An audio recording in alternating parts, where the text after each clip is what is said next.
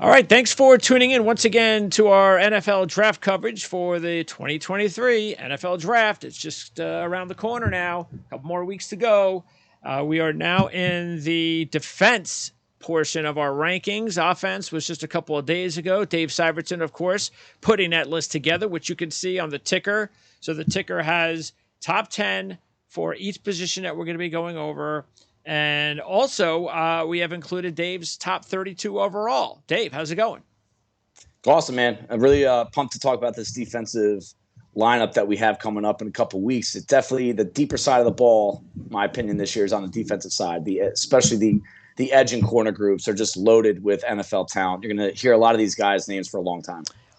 Also want to let everybody know that the draft guides, they're being mailed out now, Dave? Yes, sir.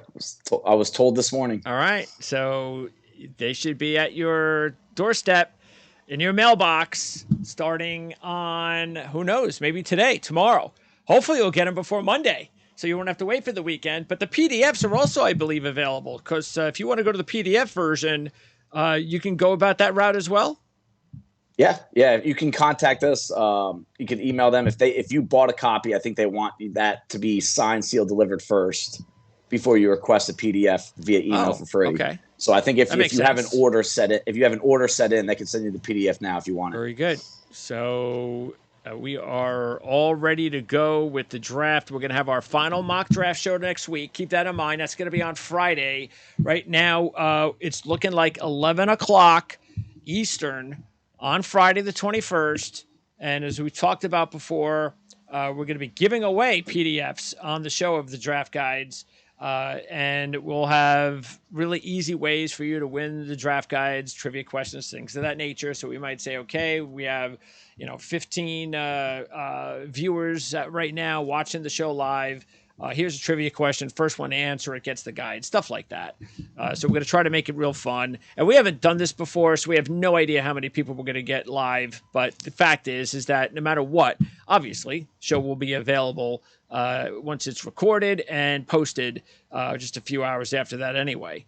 So you'll get to watch it. The live part just gets you an opportunity to interact with us, one-on-one. So if we're going through the process, hey, I don't know, I'm kind of stuck. What do you guys think? That kind of deal. So it should be a lot of fun. Again, that's next Friday, the 21st, at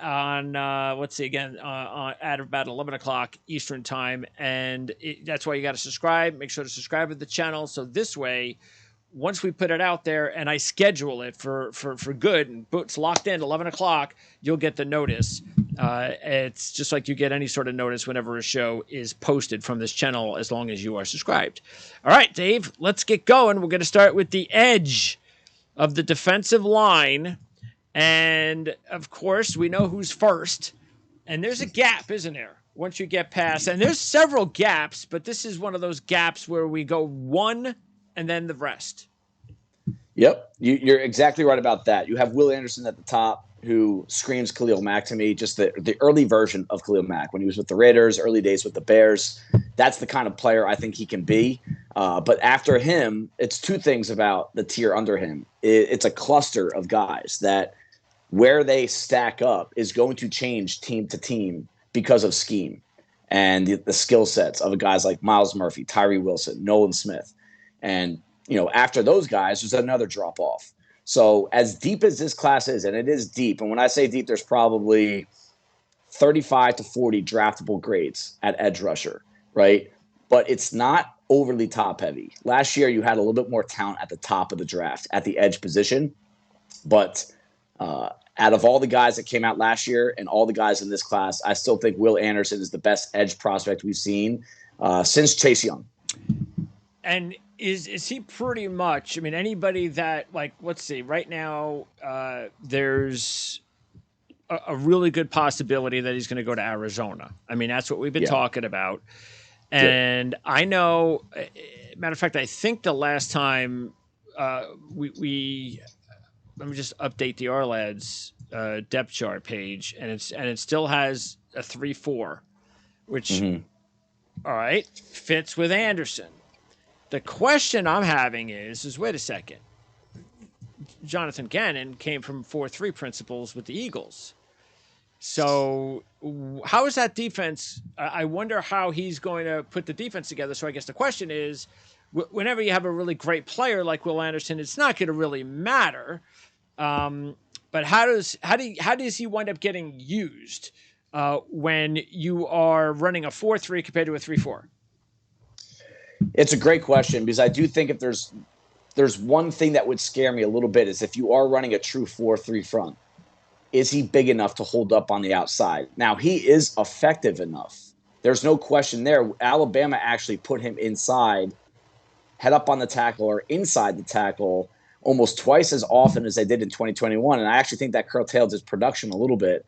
But one thing it did was prove that he can handle the rigors of trench play, like dirty, mixing it up, not always playing in space, a lot of traffic, and he held up at a very high level. That's one of the reasons why I feel so safe with him, that even if he does not blossom into a 15 sack per year type guy, he's still going to be a very, very well-rounded player. You're not taking him off the field in short yardage. But the question will be, at that size, can he hold up?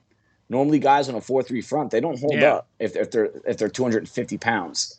So, I do believe that they can curtail the scheme a little bit around him. I mean, look what they did with Hassan Reddick, but they also did with Josh Sweat. Like, there are things you can do to your front to make it work around a player that you're going to build around. And Will Anderson is a player that you will build around. All right. So we've got the gap. And next up, you have Murphy, Wilson, and Smith. And you're saying that kind of group is the next phase here. And that means pretty much it can go in any order. Where are these guys going to get drafted? Are they all top 15 players? I'd say top 20. And I think some of that is more about the demand. Yes, everyone wants an edge rushers, but there's a lot of teams in there that are going to go elsewhere with their needs. So I would say I'd put a lot of money on the fact that all three will be taken in the top 20. But who goes where and what order they go in is anyone's guess right now, because look at these three players, Murphy, Wilson, Nolan Smith. They're completely different players, right? Myles Murphy is your traditional 4-3 defensive end. High energy, probably the best athlete of the position. But also, you could also make the argument he's the most underdeveloped when it comes to rush moves, having a plan, and showing the ability to consistently use counter moves. That's a problem at the next level. You can't just beat guys initially unless you have special burst, special bend, which he does not. But he has the size, he has the speed, but you need to see that he has, a repertoire of moves that he can count on and adjust last second.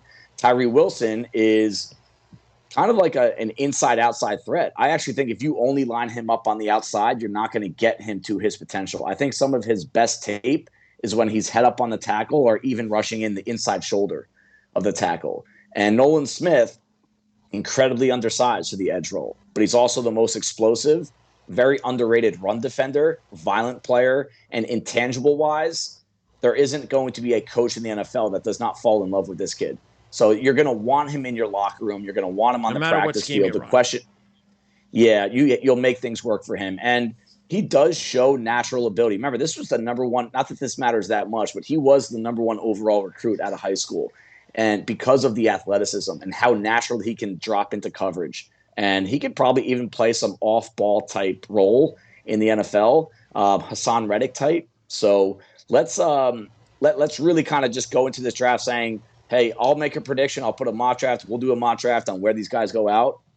But it's anyone's guess that who's going to be the second one off the board. Okay.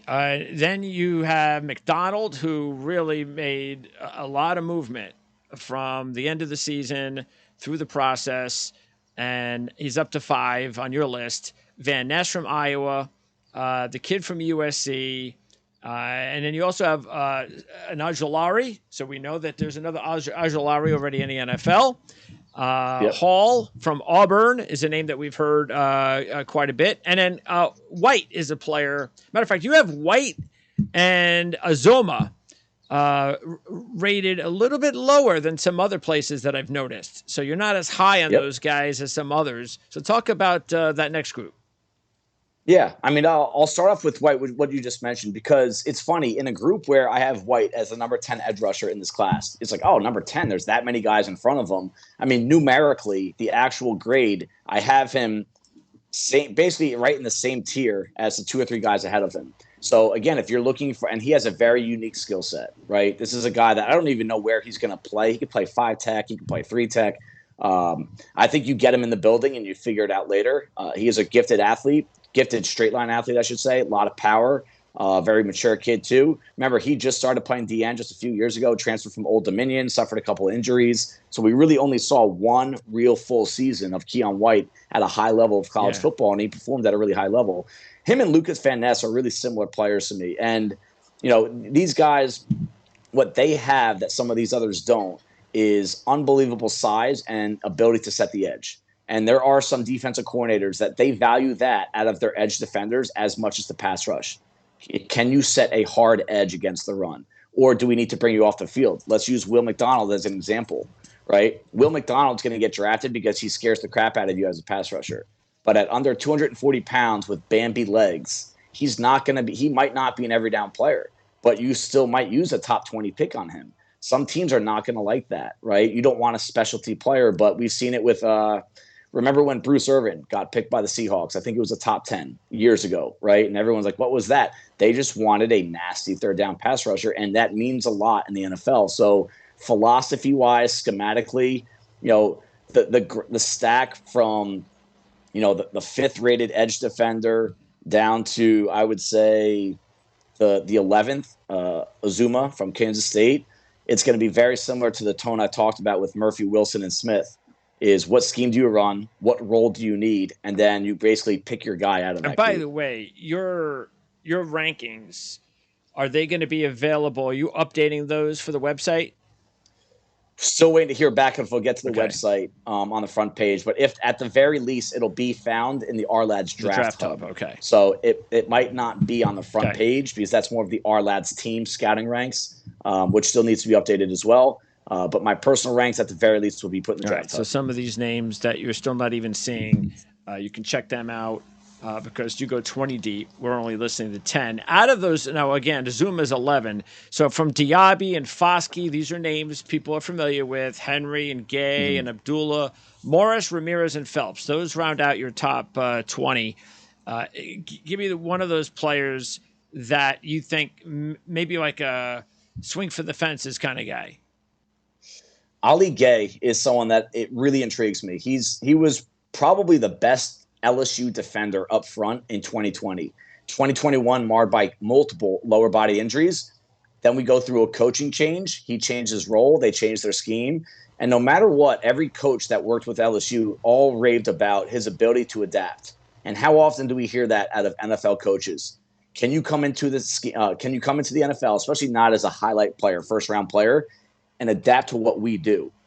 And Gay is the kind of guy that at the very least, he's going to come in and be a solid backup, rotational player because of how well he can adapt and his skill set. I mean, he's huge, he's powerful, he's got good bend, but I also think we have not seen anything close to his best football. Another guy that's still relatively to everyone else, compared to everyone else, still relatively new to the game and still has probably not had the best coaching and developing experience at LSU because of everything that's happened over there since their national championship run. I believe someone's going to get a big-time value out of him in day 3. And I'm just looking here. You didn't put Carter in your top 20? Andre? Which one? Why? No, Andre. Give me is he the only other name, or do you have another name other than Carter that you're not as high on than most people? Let's see. Carter's definitely one of them. Zach Harrison, Ohio State. I have him as a mid to late day 3 pick. Physically gifted. I mean, both these guys are huge. They're long, and they are explosive in a straight line. But what I don't like in relation to being a pass rusher, especially Carter, because he's going to come into the league weak, undersized, needs to live in the weight room for 2-3 years and eat a lot of food because, he's just not physically ready to handle the edge in the NFL. But both these guys, they don't move that well in a phone booth, meaning they don't miss a lot of contact from blockers. And I think they're going to have a hard time winning secondary rush moves if they don't initially win off the edge. And, Carter has had a rough pre-draft process, right? He had outstanding production in 2021, put himself on the radar. 2022, you go deep into his tape, nothing jumps out at you. He was used schematically a little different, and there was nothing else on that defense that teams paid attention to. So he did get doubled a lot, got chipped a lot. But what he's done in the pre-draft process, it hasn't been overly impressive other than the fact that he's long. I mean, bench press reps, they're not a huge deal, but it's a metric that you have to look at. I mean, does this guy have a base level of strength? 11 bench press reps. I mean, Wow. kickers and punters get that at the combine. I mean, Army. What are we doing over there? I thought that's like a prerequisite to being in the Army. My brother went to West Point. I'll tell you what, my brother went to West Point, and trust me, I would love to put an Army guy in a top high up in my stack, but removing the emotion from it, they don't develop the way other college football players do, because everything that is included in being a student, even a student athlete at the Naval, West Point, Air Force academies, they don't get to train nearly as much. They don't get to practice nearly as much. I mean, they have basically jobs. And it's a really hard academic program as well. So that is why some people do like Andre Carter. Is they're going to say, hey, this could be the first time he actually gets to focus fully on football. But I just think it's a 2 to 3 year project. Okay. So when I hear that in my head, even if I do like the upside, it's still, that's a day 3 territory for me. All right. All right. Now, by the way, before we move on, and I'll ask you this question, each position here too, and that is, give me a player that scares you the most in the top 10, someone that could be a complete miss. I'm going to go with the kid from USC who I've talked up with you a few times, Tuli Tuipulotu, because of his style of play is very much based on hand strength, physically mauling guys, and making something happen after that, right? Like beating the guy at the point of attack with his hands, being stronger, more powerful. He's not going to be stronger and more powerful than NFL linemen. And then you look at some of the other measurables, the arm length, shorter than average, body weight. He weighed in a little bit lighter than I thought he would, and we knew he was not going to be explosive. So this is the kind of guy that, like, how is he going to win the NFL other than the fact that he tries hard? You need a little bit more than that in the NFL. So that's the one guy that scares me a little bit. All right. Now, defensive tackle. Once again, just like the edge, we've got one player, and then we've got a gap between number 1 to number 2. So Jalen Carter, it's been now, a month or so since we heard the news. What do you think, from what you've heard recently, about whether or not he's going to drop all that much? I don't think he's going to drop at all. So I think whatever's happened in the pre-draft process, I'm going to pretend that it didn't happen. Now, I'm not the one signing the checks. But in terms of from my seat, how am I projecting, not even his NFL projection, how am I projecting where he goes in the draft? I don't think anything that's happened in the past 3 months is going to weigh anything. I mean, I think he got screened, got interviewed, got asked questions, maybe got made uncomfortable, but push comes to shove. Whoever wanted Jalen Carter last October still wants Jalen Carter.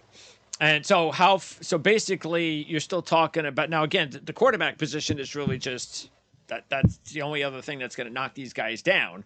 But Carter and Anderson, let's say that let's even just talk about the draft itself, just the teams that are in the top 10, top 5 that we know need quarterbacks, or the ones that don't need quarterbacks.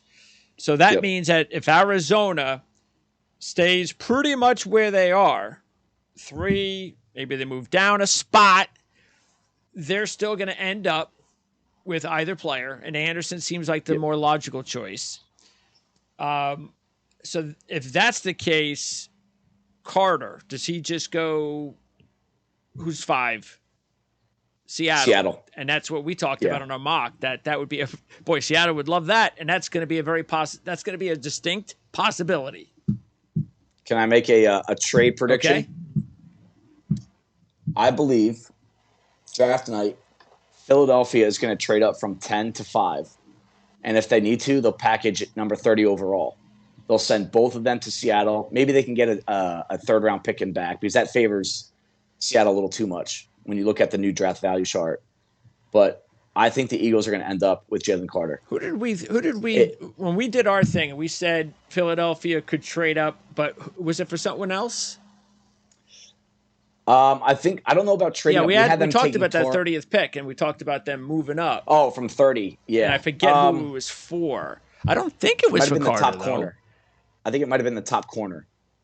Whoever that Oh, you corner think was, so? Gonzalez, Okay. Weatherspoon. Anyway, it's But on the now that recording, so you can check it out. yeah, Anyway, but that we'll go sounds like find out. obviously that's not because we talked about it, the scenario, because it just makes way too much sense that would happen to a team Yep. that, especially a player like Carter, that values, and they just lost Hargrave, that position so Yep. much. So yeah. And they're gonna lose Fletcher Cox soon. They have Jordan. I think Davis they've already kind of Dean. lost him the last couple of years. He's not playing anything like the player he used to be. You're right. And it would be funny to watch Jalen Carter, Jordan Davis, and Nakobe Dean just take over the Philadelphia front like they did at Georgia. I'm sure teams in the NFC East would love that. Okay. Yeah. Good prediction. I like it. That's where I think we're going to see the first trade or the first big move. I mean, it is a common question and an interesting conversation. If Arizona has the same grade on Will Anderson and Jalen Carter, which one do you go with? And you can make the argument Carter's a smarter decision because it's just harder to find that kind of guy. Not that I undervalue Will Anderson at all, but it's harder to find a Jalen Carter type presence. And it does, you could see the contracts in the NFL right now. The NFL wants interior pass rushers. It's a quicker passing attack than it used to be. Some of these edge rushers just don't have time to get there. So what do? You find your Aaron Donald, your Quinnen Williams, your Daron Payne, your Jeffrey Simmons, your Dexter Lawrence, right? All these guys are going to be making, or either are or are going to maybe making $25 million.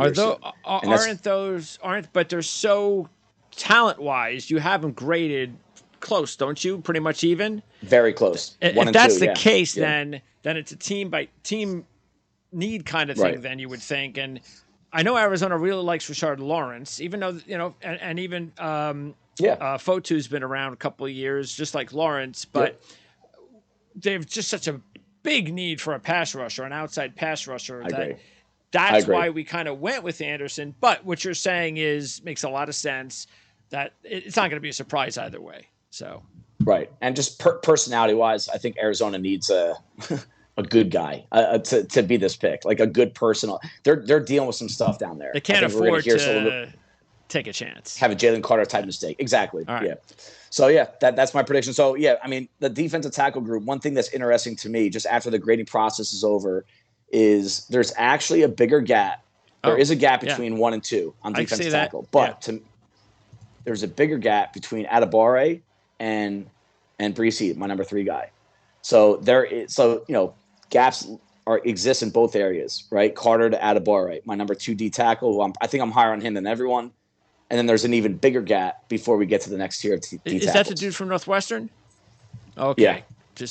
Who some have as an edge, by the way. So if you're kind of going through a draft guide and you can't find his name, some people do have him as an edge. He did line up on the edge more in college at Northwestern than he did, but he got to the Senior Bowl. They put him at 3 tech, and he tore it up. And the league is going to view him as a 3 tech. Yeah, so just keep that in mind because we had a typo in there. We had a TCU. But I'm sure people know who that is. I just switched that over. Yeah, same color. Yeah, I mean, that's a name that does. It's not like Johnson. Oh, okay. Yeah, I think we know what you were talking about. But anyway, all right. So what you're saying is that, all right, so we know Carter's a top 5 guy. So the next guy, best case scenario, gets drafted. I mean, my curveball, like I told you, I like to throw one curveball per top 10 because we see that almost every year. I think Adebawore has a shot at being a top 10 pick this year. So that, considering you're higher on him than most people, then that would be a nice little prediction there. Yeah. All right. Yes. Yep. And he's in play for me as soon as 7 to the Raiders. Okay. Got it. Based on who's calling the shots. Now, Brzee, see, to me, these next 2 players are very interesting to talk about. Matter of fact, there was a viewer who commented on our Cansey early. We had those early videos done in January. This was pretty much just what happened during the season, and how you were going to project 2 months out. So these are early scouting reports, and Cansey has to be one of the players. Who knows? Maybe he's at the top of the list that has really moved up the draft boards more than most, and again, maybe more than any player, because you had him more as a day 3 type guy early on, and now he is a first round potential talent. Could be Yep. second, but first round, that's definitely on the table. See, so let's talk about those two guys now. Brzee, so I'll tell you right now, I'm not taking Brzee in the first round just because of his injury history. I just can't do it. Yeah. I think he's That's got to fair. be, and I wouldn't be surprised if he ends up being a second round guy because of that. That's fair. Very fair. Brezee's a puller. I've heard, and I also just have thought this since the season, his grades are going to be all over the place for a few reasons. When he arrived at Clemson, he was the best player on that defensive line right away, right? Then he suffers the injury, and then he has a couple other personal issues pop up.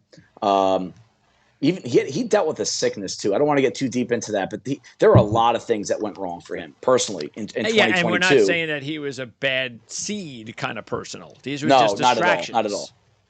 And I'll even say this: bring up the knee, right? And there have been a couple other issues with him too, physically. He doesn't have a very traditional body type. He's very top heavy. It's one of the first things you notice him. It's one of the first things I look at when I scout a player, his body type. Right. I know a lot about it. It's my background, right? It's where I am professionally full time. And that's the first thing I wrote down about it. Just like it has a really odd body type. It's an athletic body type. It actually helps him move faster and more sudden, quicker. But there's something that worries me about a 300+ pounder with the kind of just the low, thin half. Like you look at his hips, how much meat and how thick he is around his hips. That's going to translate to knee issues down the road.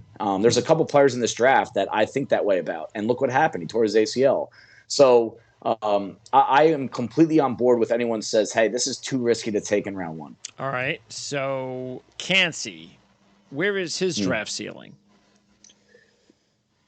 I'll tell you what, Peter Schrager, who very well connected to the league, when he puts something out, I read it. I know he's not doing stuff for clicks like some of the guys. And he has used his contacts to say there's 5 players that are going to get drafted higher than what people are putting out there, and his name was on that list.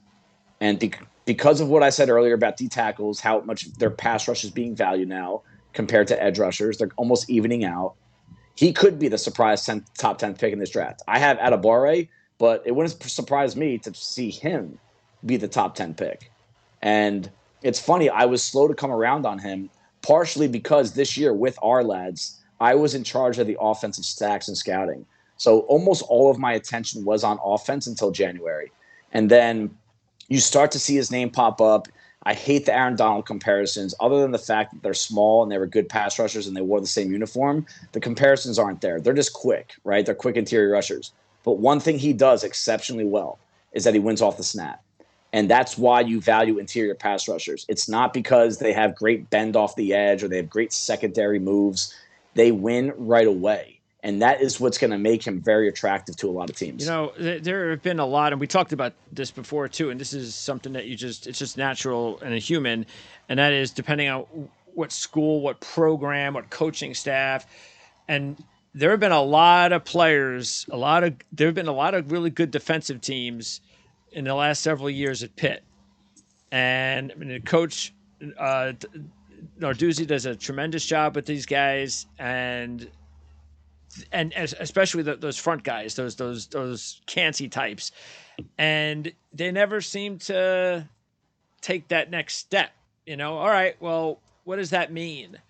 So it wasn't really surprising to me that he was initially not really looked at where he is now, but I just wonder whether. Now again, I don't know how that came to pass, but I just find it interesting that a kid from Pitt, because I think he just could have been another one of those. Oh yeah, okay, he was from Pitt. He had a really good college career, but once we get a hold of him, but he turned out to be the opposite. He turned out to be one of those guys that proved that he is better. Matter of fact, I'm not sure how many years he's been there, but it might be his best.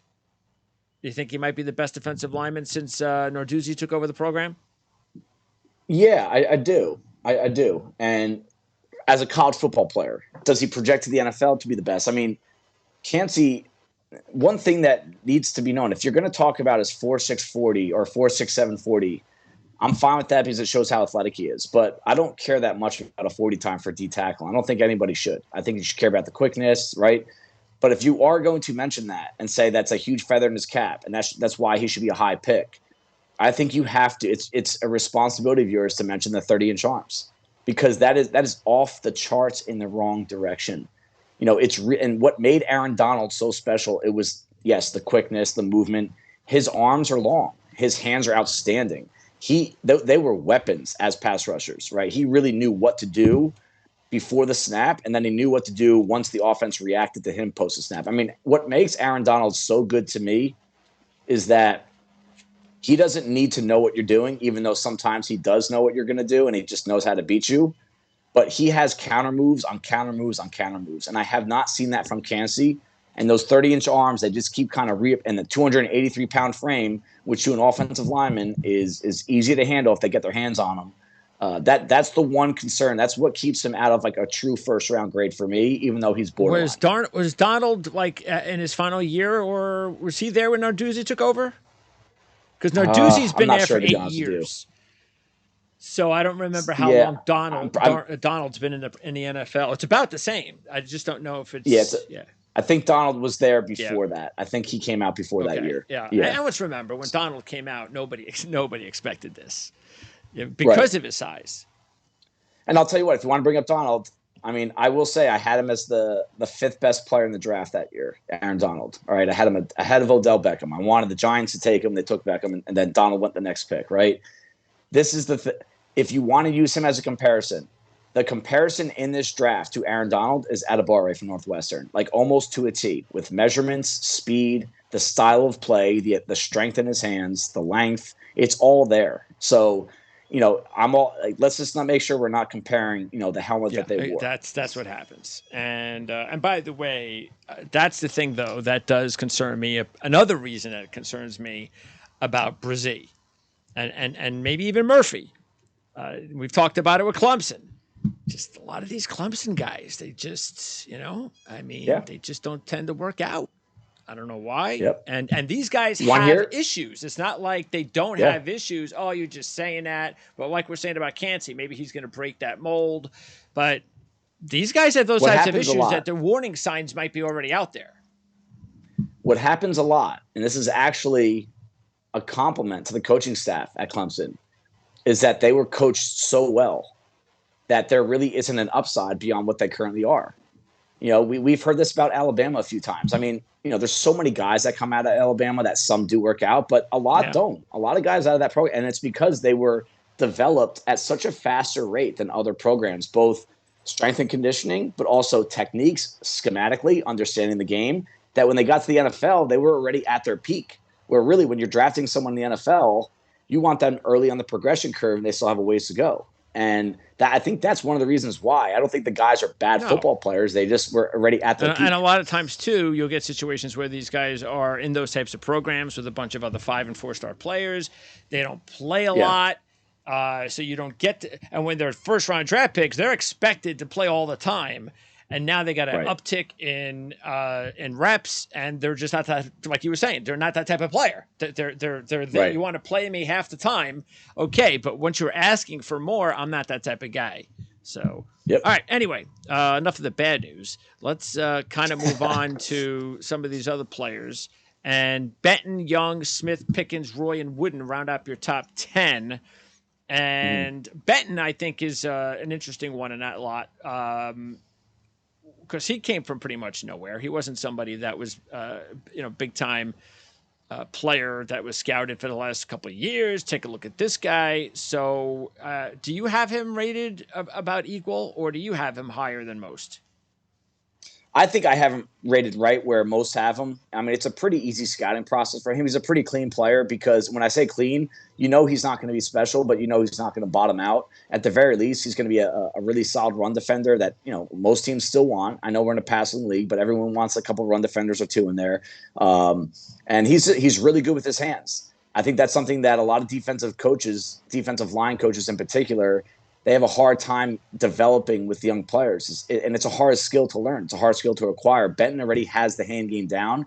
He's got a wrestling background. And what I like about him is he got better every single year. He got bigger and stronger every single year. And you like to see that. That's like a rhythm for him, right? Hey, I'm better than I was last year. I was better than I was last year.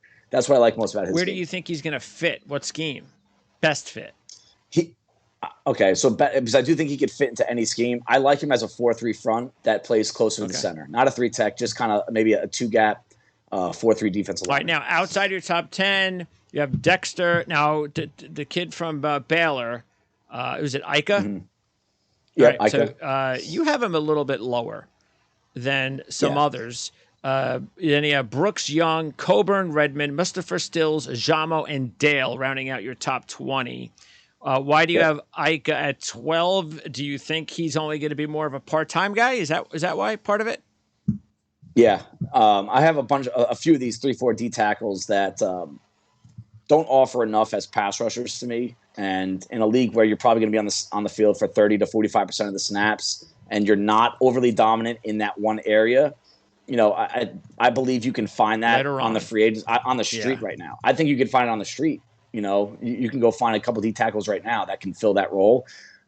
His status got a little inflated because he had 6 sacks in 2021, and then he bottomed out in 2022. And I think, that was just kind of like an anomaly. I think you're going to see more of those like 1 to 2 sack type years. So I don't think he's going to offer much as a pass rusher.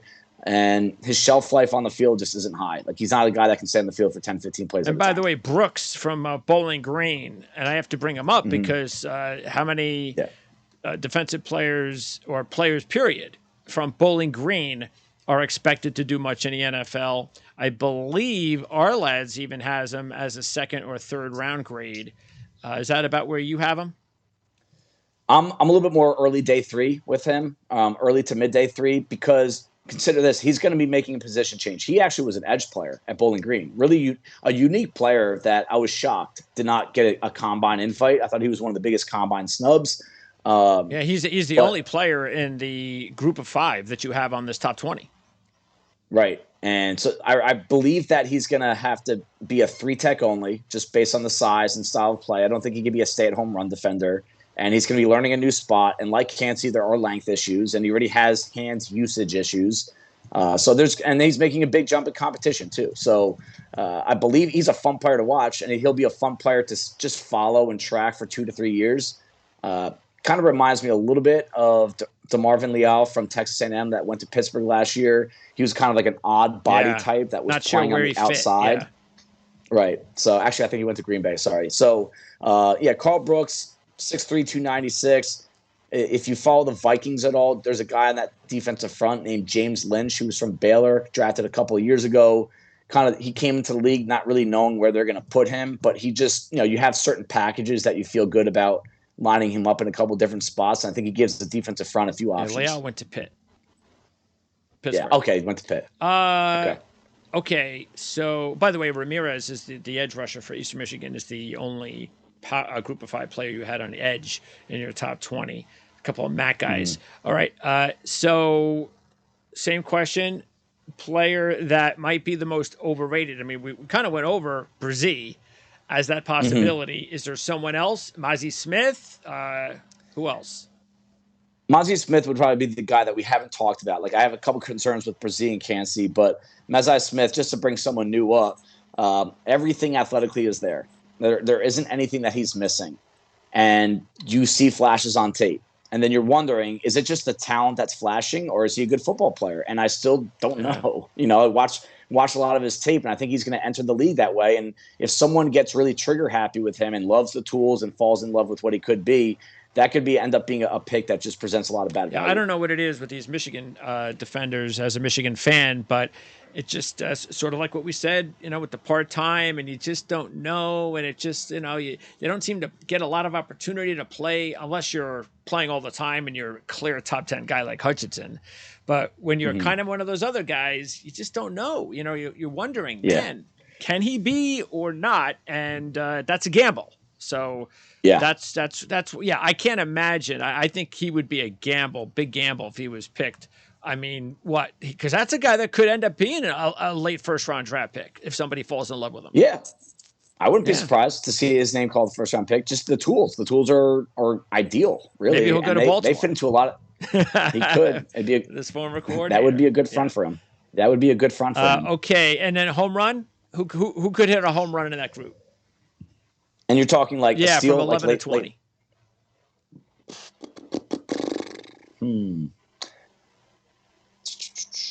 I'll tell you what. I like 19 to 20.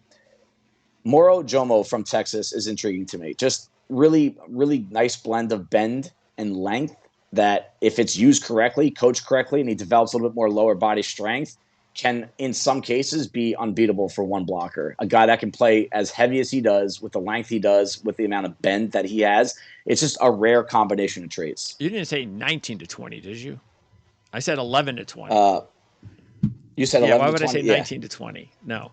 Oh, no, no. 19 he's number 19 on my board. I want to make sure you didn't hear me wrong. By the way, Dexter, you have at 11, and I think Ourlads has him rated higher than you, correct?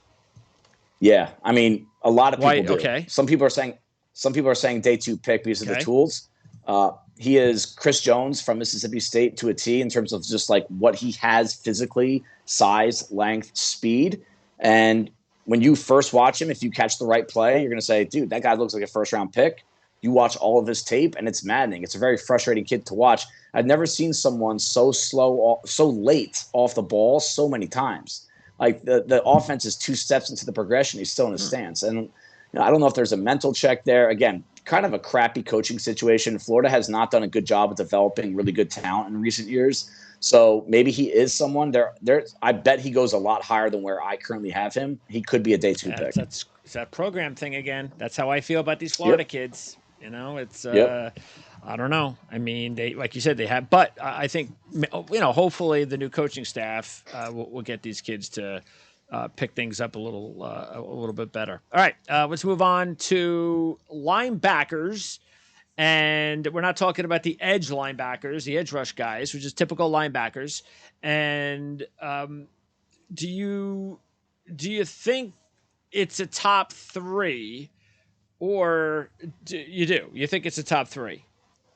I do. It's a top 3, and they're all numerically on my grading sheet. They're the same grade. So, like, keep saying this. It's not an easy way out either. I really do mean this. It's going to be based on the scheme where these guys go. There are very different players. Simpson, Campbell, Sanders. Simpson, I want to use Isaiah Simmons as an example. If you draft this kid, you have to have a plan for him. Arizona obviously did not have a plan for Isaiah Simmons. I mean, he's their nickelback now, right? He was an edge rusher. He was an inside linebacker. Like, what do we do? Yeah, that's why he might even be traded. Yeah, he might even be traded this year. We'll see. But Trenton Simpson is the most explosive linebacker in this class. And he is smart. He's versatile. He's a great blitzer, but he doesn't show great feel. And you almost had that same sense with the Simmons coming out. They play different kind of roles and different players themselves. But that's one thing out of a linebacker I want to see more of, is a guy that really can forecast and take the proper first 2-3 steps post snap. Simpson, I don't always see. And so I really want to reinforce the idea that whoever does take him, you're getting a good player, high intangible leader, team captain type, but you need to have a plan for him. You can't just go throw him at your mic and hope for the best. And Campbell is like your old school middle linebacker, but he's got skills. He's not your 5th round. And look at what happened last year too with Rodriguez, who doesn't have the ability and the size like Campbell, but he had all that production, and you were like, wow, maybe this could be a nice steal for Detroit, and it sure ended out that way. But now you got a guy though that's that middle linebacker role though, but this guy has got all the tools you're looking for, and any team that's within it that needs one of those guys is going to really. I doubt they're going to go. All right, well, we'll look for that guy next year, because those guys just don't come around very often anymore. Great lead into this fact. Since 2010, he's one of 7 guys that has measured 6'4.5" or taller, and think about how out of over 300 linebackers since 2010, he's one of 7 that's measured that big. And then he blows up the combine in a good way with his 3-cone short shuttle 40. Then you watch his tape and like, this guy knows what he's doing. He checks a lot of boxes. So if you're looking for a traditional linebacker or you're looking for something safe, this is the guy. And this is a guy that I think is going to go higher than people think. I think he's a better version of Leighton Vander Esch. And, he's dealt with injuries and maybe he's fallen out of favor a little bit. But if you remember back to when he started off his career, he was a stud. He was real good, yep.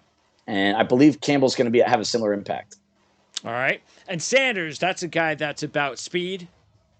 Yeah, speed and pass rush, right? I mean, this kid went to Alabama, remember, right? And they were using him as an edge rusher only, and he wanted to play off ball. He goes to Arkansas, becomes an All-American, There's a lot of unknown with him. Let's talk about this real quick. Sanders played 1,182 snaps in college. All right, so 1,182 snaps. 710 of them were off the line. So as an off-ball linebacker, just 700 snaps, which is not a lot. Okay, I'll give you a comparison. Campbell, off the line, just under 2,000. So wow. almost three times the many. And Simpson played 1,400, just under 1,500 snaps and just under 1,100 snaps off the ball. So Sanders, and this comes across in Sanders' tape, because I looked at these numbers after I watched him. He just kind of looks like he doesn't really know what he's doing as an off-ball linebacker. Okay. But he's a pass rusher. He'll make a difference there. All right. And so, but you do have him, you don't have him as an edge rusher. So Nope. You think that he is going to, do you think they're going to look at him in a pass rusher's role, like maybe Hassan Reddick? Yeah, there's a few of these schemes that they're the buck linebacker in their scheme is off ball on running downs or non-pass rush packages. And then on pass rush packages, they go and play the outside linebacker, rush linebacker role. Okay. I think that's the kind of fit. He won't go in top 10, but the Patrick Graham's defense that they're running in Las Vegas, I think that's the kind of scheme that he fits best into.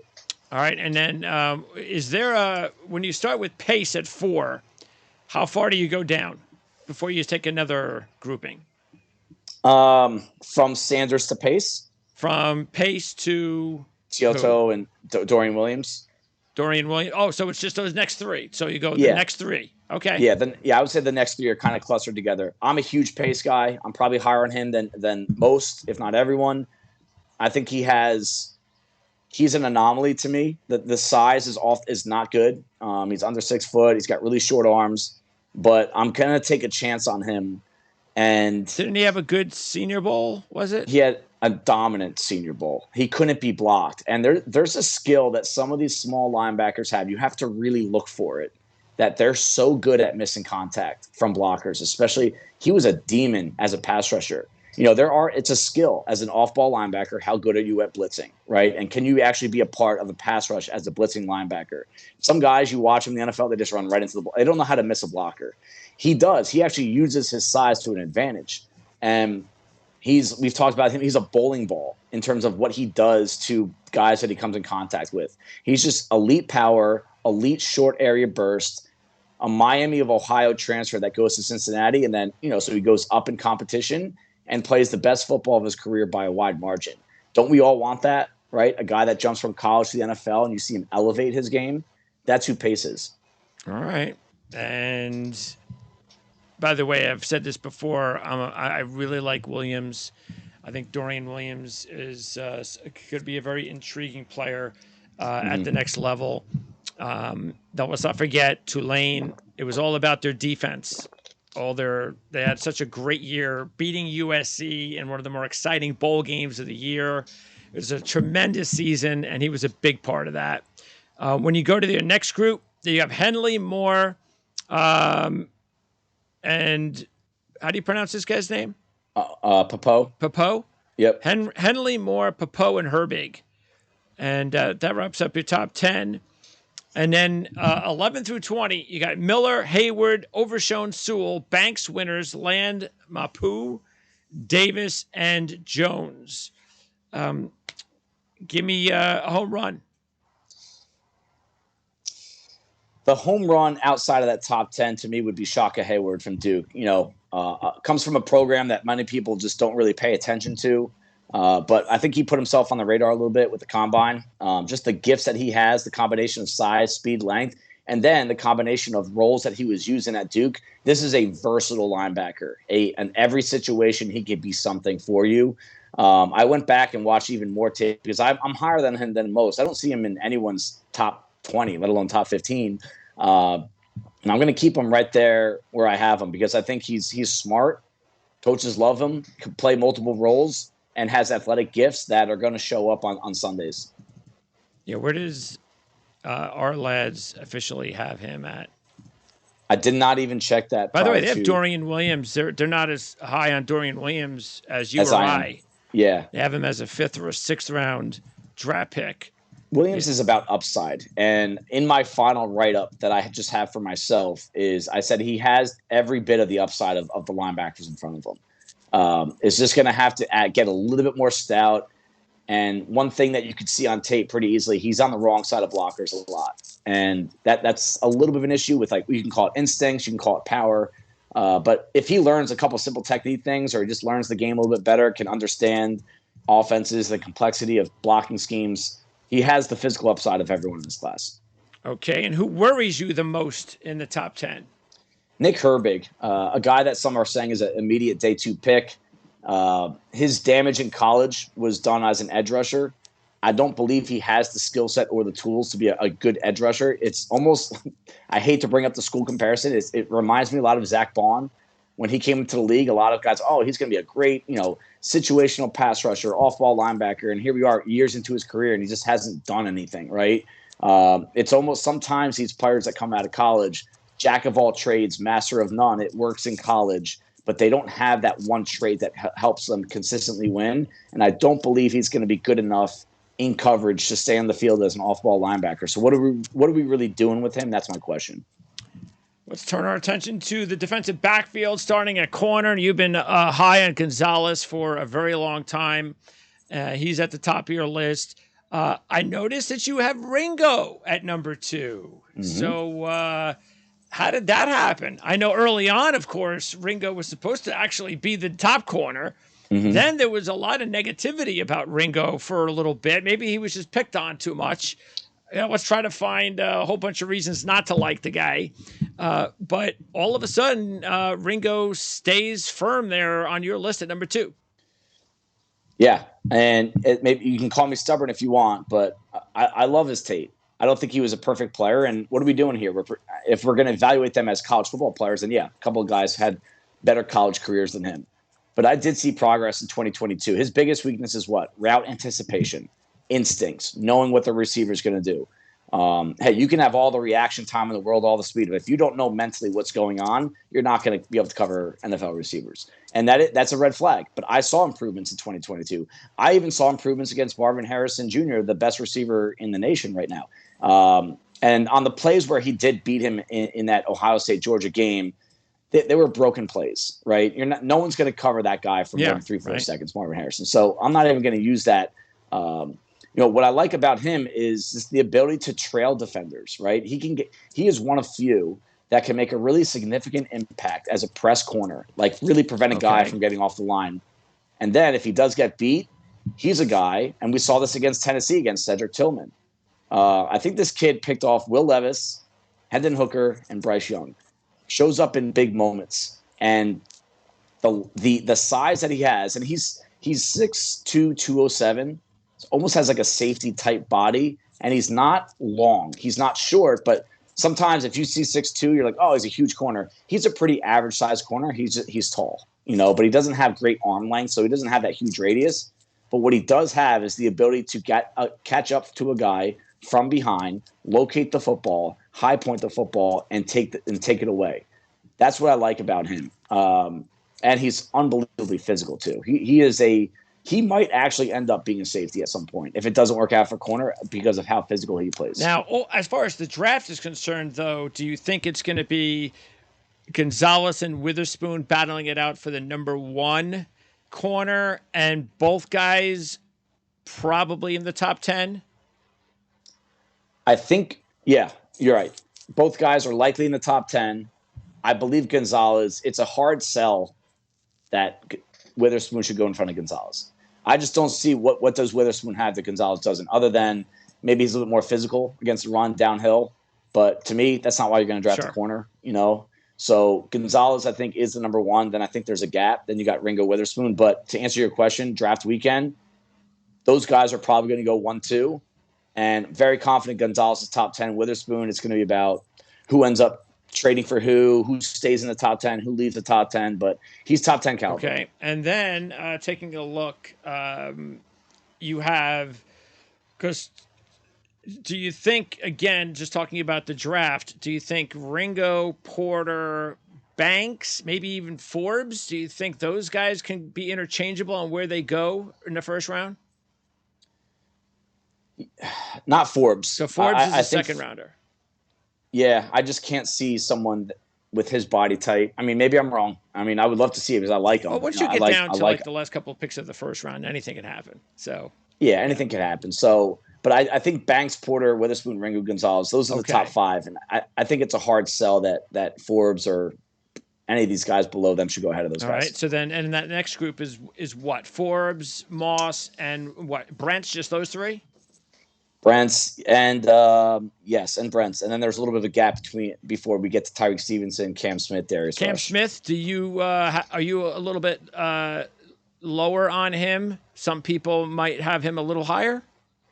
Yeah, it's possible at this point in the draft. When you go look at 8 through 15, you can see a lot of interchangeables. I had Cam Smith top 3 of this group for a long time. I remember that. Just didn't love some of my deeper dive tape at him. I don't feel like he really trusts his technique. So a guy that doesn't trust his technique and doesn't have great anticipation and gets really grabby, I could see him being a guy that gets penalized at the next level. Didn't measure in as big and strong as I thought he would. But again, in an incredibly strong cornerback group, don't be mistaken. The number 10 corner here is still a starting caliber. Okay, and then 11 through 20, you have Rush, Phillips, Turner, Kelly, Valentine, Blackman, Wright, Garner, Smith, and Jones. And the guy that I noticed you have a little bit, again, maybe dropped on your list is Turner for Michigan. Mm-hmm. Why is that? Well, I've always kind of had Turner in this like mid to late day 2, or sorry, late day 2, early day 3 tier. I never viewed him as different than that.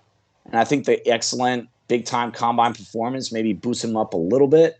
I always get nervous about that. I get nervous about, does he actually play to his speed, right? It does show up from time to time, but is he also going to get pushed around? Like, he doesn't have a lot of presence on contact, right? Like, I don't know if he's going to win a lot of contested situations. I still don't know if he fits better at nickel or on the outside, right? You see the speed, you say outside. I see the short shuttle 3-cone and ability to change direction without loss of momentum as a good nickel. And the nickel is very valuable in the NFL. I think it's almost as valuable as the outsides. So, the fact that he probably could play both could actually get him drafted a little bit higher. How long it takes him to really kind of just become a repeatable, consistent player is going to dictate a lot. I think it might scare some teams draft weekend, especially, again, in such a strong corner class. I just feel better. I feel safer with some of these other guys. One guy that intrigues me is Phillips from Utah. Mm-hmm. Seems to be a guy that, I don't know, just seems to be playmaker. Yep. And I like playmakers, and especially the guys that come from that program on defense. So what's his ceiling? A really good nickel. One of the top nickels in the league. And the funny thing is he played outside in college. So it's not like this is a guy that, yes, his measurements are, we've talked about this a few times, kind of off the charts in the wrong direction. Short arms, small wingspan. So that could be, that can make life difficult for him on the outside. But he's a starting nickel week 1, in my opinion. 9 career interceptions, 4 career pick sixes. Comes across as someone that really wants to be great. I think cornerbacks need to have almost too much confidence, to be honest with you. And he has that mentality. Coaches have raved about how well prepared he is, how much film he watches. And this is the opposite of some of the corners we talked about. Ringo, right? This kid knows what's going to happen before it happens. And you could see the ball production come from it. And if there are some teams that might not look at him because of the size, but the teams that will give him a pass because of how much of a playmaker he is, if he gets put into that right scheme, right role right away, he can be one of those guys that, we make the Our Lads All Rookie team in January, that he's easily on it because of production. Okay, give me a home run hitter, bottom 10. Carrington Valentine is a guy that I don't think anyone has early to midday 3 grade on him. I like him a lot as a press corner. I think some of the techniques and repeatability and aggression that he shows is something that I've been drawn to all year. Watched a lot of Kentucky football this past season for a few reasons, and he just jumped off the screen before I knew who he was. And whenever that happens, it always like, all right, let's look deeper into this kid. Can he play stronger? Is he scheme versatile? He does pretty poorly in zone coverage. Just kind of a little late to react, a little late to see. He gets sucked in by quarterback's eyes very easily. But if you could just put him on an island and let him, and he's got good size, great speed, so I think all the tools are there to be a day 3 value. Yeah, Arliz has him as a 7th rounder. And who would you be concerned with the most? Somebody that in that top 10 that could end up as a bust of some sorts.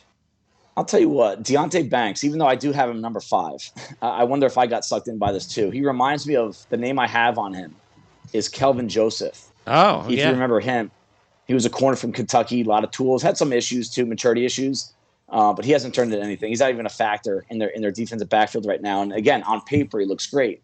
Then he goes to the combine and blows it up. I'm like, okay, wow. And you go back and watch his tape again, or for some, you watch it for the first time, and it's not that you don't see the speed and explosion. You do see that, but you also just see a lot of sloppy play. And again, in the NFL, technique is still important, even for the freaks of the freaks. And I think he's got a pretty long way to go. Whoever drafts him, I wouldn't count on a year 1 starter. You're taking a chance with him, yeah. You're taking a chance. So that's the guy that scares me the most. Okay, next up, and to close out our rankings, safety, Branch, without question, another player that you have one guy and then the rest. And this might be the biggest separation of them all because Branch is going to be the only guy in this group that's going to get drafted in the first round, right? Yeah. I don't see any of these guys. I mean, I personally like Jartavius Martin from Illinois, but I don't believe he's going in the first round. So, I mean, you might see Branch go top 15 and then not see another safety drafted for another 20 to 30 picks. Yeah. So is your grade similar, or because it appeared to me that you're a little bit higher on him. I don't know if anybody else would consider him as a top 10 potential candidate. You say that's possible. So you like him a little bit more? I like him a little bit more than the market, I would say. I think what's concerning for some is that if you look at him on paper and not on tape, he's under 6 feet. He ran a 4.58. Didn't jump out of the building. Agility solid. What I personally like about him is that I think every good defense has this guy. The guy that can play safety, he can play nickel, he can play outside, he can play both safety spots, and he contributes on special teams. And he's probably one of your best defensive back run defender. He's not Minka Fitzpatrick, but he is similar. I don't think he's going to be on that all-pro caliber level, but I think he could be a Pro Bowl talent that if you put him into the right situation, right role, and he's going to make a difference. The long speed, it did show up a couple times. He did get beat deep a couple times. So maybe he's not the center fielder that you want. Maybe you don't want him in man coverage against receivers, and then you think that size won't hold up against tight ends. There's a few things that you might not like about that, and I can understand it. But he's a football player. I think there's a chew glass, blue collar, smart football player that's going to deliver dependable results week to week. Well, you see, that's why I think he'd be best placed like on a team like the Jets. And again, I drafted him in our mock draft because I'm not putting him in deep patrol. I'm putting him in the middle and, in that area where I'm trying to match him up with the right guys and trying to, use his abilities the best way that I can, whether it's matching up, whatever. And I just especially when you're looking for that, especially with a team like the Jets that pretty much will run just two linebackers. He would be the perfect extra guy. And there are other teams. So any team that runs the two linebackers and the 5 DBs, I think that's where Branch fits the best. Yeah, I agree with you. You know, a lot of defensive coaches talk like this, and some of them do it way better than others. But you really do want to go week to week and have the personnel and the scheme to change your approach week to week based on your opponent. You know, that's what the best teams do. If you really go a deep dive on schemes in the NFL, very few do the same thing week to week. It's like, hey, this team is weak here. And you need that one guy that can play this role this week, the role that another role the different week. You don't want to have different guys coming in and out of the starting lineup every week. That's what Branch brings you. All right. So do you like Martin by himself, or do you go two to where? I do like Martin by himself. I think it's Branch tier 1, Martin tier 2. I'm taking a little bit of a chance on Martin. I just love, I mean, it's almost like Branch. He's got outside corner experience. He's got nickel. He's got deep safety experience. Unbelievable athlete. Might be the best athlete of all the safeties in this group. Actually tore it up at the combine. And he's the best tackler, too. This guy does not miss tackles. And some teams, I don't even know if some teams like that, how much they value that. But I value it a lot. You know, hit the style in which he plays at 194 pounds scares me a little bit. You know, is he going to hold up over the course of the season? But that Illinois defense was so good to watch, and everyone's giving all the attention to Witherspoon. When I watched them for the first time, it was the two safeties that got my attention first. Yeah, I mean, boy, they're going to miss those 3 DBs at Illinois last year are now gone. Big time. So that's all right. And anyway, so that next group, battle to what? To where? So then I would say you got battle to JL Skinner. Okay. So basically 3 through 7 are kind of grouped and clustered together. Some people in the league are going to like Jair Brown. 2022 wasn't as good as 2021 in terms of his tape, but he's a playmaker. Ran a lot slower than we thought he would, and it almost makes you respect his instincts a little bit more because on tape he looks fast. He gets to everywhere he needs to get to. So you're starting to wonder that, hey, maybe this kid really is kind of a step ahead mentally, Ed Reed type, right? But one thing that I didn't like, and I have it in my notes, I wrote it in my report, is that he seemed like a guesser to me, where he didn't know what was truly going on, but he took a guess because he's caught out of position against the run, especially just bad angles, kind of playing a lot of catch-up football in pursuit. So it seems to me that he doesn't, but when he guesses right, it looks great. But if he has a run, it's almost like one of these guys that you put in your defensive backfield that you're going to love him one week, you're going to hate him the next week. But the fact that he's proven he can be a playmaker, it does mean something. Sidney Brown is my favorite football player to watch. You know, just take out grades and analysis. He's my favorite football player to watch. Whatever team he goes to, you'll see exactly what I mean the second you get him on your team. Just an instant energy stick for a defense. Okay, and then and he had 6 interceptions last year. Finally turned on the ball skills. Finally. As part of that really good Illinois secondary. And I mentioned I really like Skinner. That's another guy that I could see as sort of like a hybrid type that you can use in a variety of roles for your back 7. So Robinson, Hickman, and Connor round out your 10. Then Christopher Smith, Owens, Merriweather, Halams, Scott Joseph, Hicks, Torrance, Dean, and Johnson round out your top 20. Who's your home run hitter? Daniel Scott from California has a really unique skill set, really unique background. A player that I think can actually play some nickel if you need to. Probably some of the best instincts, especially of the group on this back end. Was used in a lot of different roles, and just it's the traits that scare you a little bit. He's kind of short-armed, maybe not have the breakaway speed, but he was a late invite to the Senior Bowl this week. I think an injury popped up, and he got the invite. And I think Nagy posted out that a lot of scouts wanted to see him in that environment. So I think there's some interest in him because he comes across very smart and dependable and versatile. All right. Who are you concerned with the most in the top 10?